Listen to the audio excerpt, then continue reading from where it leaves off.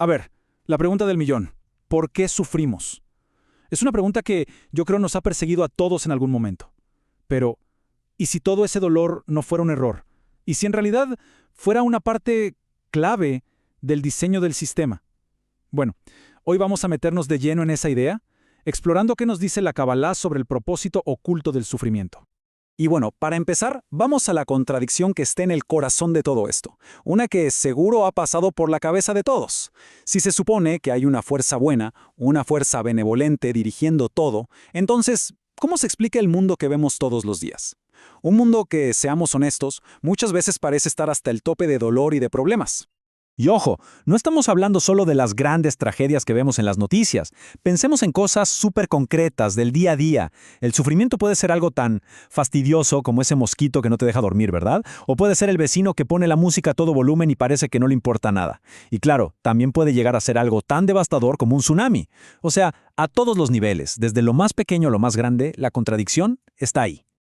Ok, entonces, ¿cómo resolvemos este rompecabezas? ¿Cómo se reconcilia esta contradicción?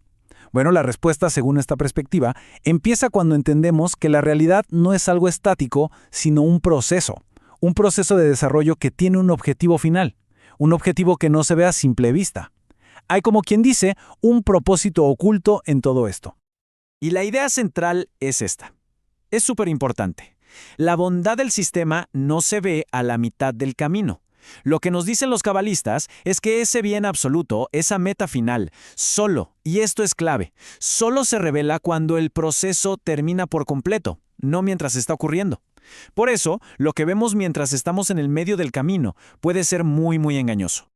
Para que esto quede más claro, hay una analogía de la naturaleza que es perfecta. Pensemos en una manzana. Cuando está verde, ¿cómo es? Es agria, es amarga. Nadie en su sano juicio la muerde y dice, ¡qué buena está! Pero, y aquí viene lo interesante, ese estado malo, esa amargura, es una fase absolutamente necesaria para que llegue a ser una manzana madura, dulce y jugosa. O sea que ese estado malo no era un error, era parte indispensable del camino para llegar a lo bueno. Y si la manzana no fue suficiente, este otro ejemplo lo refuerza de una manera, wow, aún más potente. Piensen en esto. Un ternero, a los pocos minutos de nacer, ya está de pie, se ve fuerte, casi autosuficiente. Ahora compárenlo con un bebé humano. Es totalmente indefenso, súper dependiente. ¿Verdad que si un extraterrestre nos viera, apostaría todo por el ternero? Y sin embargo, ese desarrollo humano que parece tan largo, tan imperfecto, esconde un potencial infinitamente mayor. Y todo esto nos lleva a una idea clave de un gran cabalista, Baal Hasulam. Él básicamente nos dice que la persona que logra entender el propósito final, la meta, es la que puede mantenerse tranquila en medio de las fases más caóticas del proceso. No se asusta por esas imágenes que parecen corruptas o falidas, porque sabe, confía en que todo está madurando hacia un final increíble. Muy bien, hasta ahora hemos visto el porqué filosófico del asunto. Ahora vamos a meternos en el cómo. ¿Cómo funciona este mecanismo de cambio en la práctica? Porque resulta que esta enseñanza nos dice que hay dos caminos, dos maneras fundamentales de vivir este proceso de desarrollo. Resulta que todo el desarrollo, según esta visión, se mueve por dos fuerzas básicas, como un motor de dos tiempos. Por un lado tenemos la fuerza de empuje. ¿Qué es eso? Es simple, las ganas de escapar de los problemas, del dolor. Y por otro lado está la fuerza de atracción, que es la que nos jala hacia un beneficio futuro, hacia el placer. En el fondo es muy sencillo, o nos movemos para alejarnos de lo que duele, o nos movemos para acercarnos a lo que queremos. Entonces, aquí viene el punto crucial, el cambio de chip total. Esos sentimientos negativos, esa insatisfacción con cómo estamos, no son el enemigo, son el combustible, son la gasolina del coche. Es precisamente darnos cuenta de lo malo de nuestro estado actual lo que nos empuja hacia adelante, hacia lo bueno. Piénsenlo, si estuviéramos totalmente cómodos y felices, ¿para qué nos moveríamos? Y esto nos lleva directamente a la elección central que todos tenemos. Podemos avanzar por lo que se llama el camino de los sufrimientos. Este es el camino inconsciente, el piloto automático. Es lento, es largo y es doloroso, porque nos movemos a base de los golpes que nos da la vida.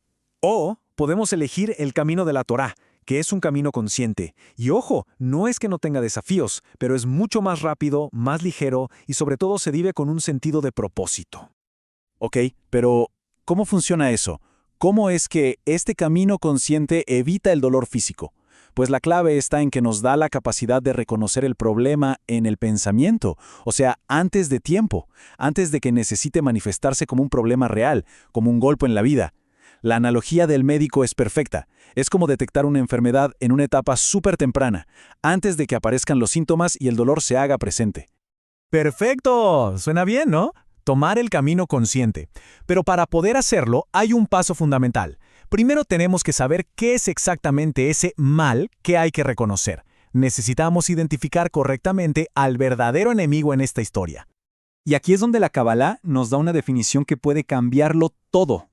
El verdadero mal no es lo que pasa afuera. No es la crisis económica, no es el tsunami, ni siquiera es el vecino ruidoso.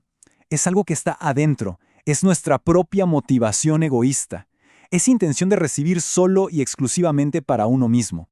Baal Hasulam, de nuevo, lo deja clarísimo en esta cita.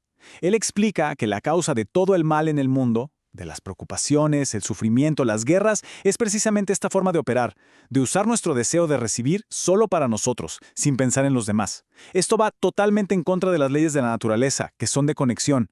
Y es esa intención egoísta la que crea separación, y la separación al final siempre genera dolor. Ok, la pregunta lógica es, bueno, ¿y cómo hacemos para reconocer ese egoísmo en la práctica? Pues la enseñanza nos da dos herramientas muy concretas. La primera es algo llamado la luz que reforma. Es una especie de fuerza espiritual que uno atrae a través del estudio. Y lo que hace es iluminarnos por dentro. Nos muestra el tremendo contraste entre cómo somos y cómo podríamos ser. Y la segunda herramienta es la influencia del entorno. O sea, rodearse de un grupo de personas que valoren el dar, la conexión, porque cuando estamos en ese ambiente, nuestro propio egoísmo empieza a sentirse malo, incómodo, por comparación. Ahora, un momento, porque aquí hay que hacer una distinción súper importante para no confundirnos. Porque esto que estamos hablando podría sonar a moralidad, a ser bueno. Pero es crucial entender por qué el enfoque de la Kabbalah no es un simple sistema de ética. Y esta tabla lo explica perfecto. Fíjense en el fundamento. La moralidad nace de nuestra experiencia como sociedad, de lo que nos conviene para vivir mejor juntos. La Kabbalah, en cambio, se basa en el plan de la creación, en las leyes de la naturaleza. ¿Y qué hay de la recompensa? La moral nos promete una sociedad mejor, aquí, en este mundo. La Kabbalah va más allá. Promete la espiritualidad, la eternidad. Y eso nos lleva a la diferencia más grande, el objetivo. La moral quiere que nos portemos mejor. La Kabbalah quiere que nos transformemos por completo.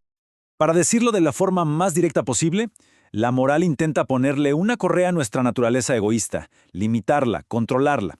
La Kabbalah no está interesada en limitarla, busca cambiarla desde la raíz. El objetivo no es un cambio de comportamiento, es un cambio de naturaleza, es mucho más profundo. Bueno, hemos recorrido bastante, ¿eh? Empezamos con la gran pregunta del sufrimiento, vimos su propósito, los dos caminos. Ahora vamos a juntar todas las piezas del rompecabezas para llegar a la conclusión, a la elección consciente que se nos presenta. Entonces, para llevarnos lo más importante, ¿cuáles son los puntos clave? 1. El bien está al final del camino, no en las paradas intermedias. 2. Los estados malos, la insatisfacción, son en realidad el motor que nos hace avanzar. 3. Tenemos una elección fundamental, o avanzamos a los empujones del sufrimiento inconsciente o lo hacemos con el reconocimiento consciente. Y 4. El mal que tenemos que aprender a ver no es el caos de afuera, sino nuestro propio egoísmo. Y todo esto nos deja con una última pregunta. Pero esta ya no es teórica, es muy personal. Al final del día, la elección está sobre la mesa. Y la pregunta que queda flotando en el aire es, ¿qué fuerza vamos a elegir para que nos mueva? ¿La que empuja desde atrás, la del dolor? ¿O la que jala desde adelante, la de la conciencia?